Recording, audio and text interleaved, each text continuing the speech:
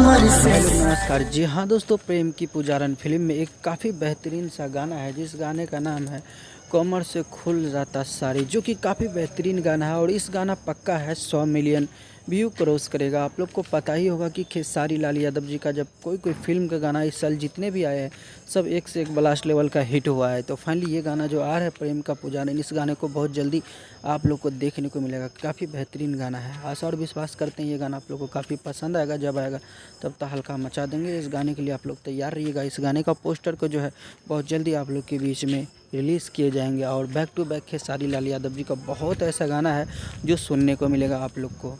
तो बता दो दोस्तों, आज का अपडेट में बस इतना ही था। मिलते फिर से एक नेक्स्ट अपडेट के साथ, तब तक के लिए bye, take care, love you.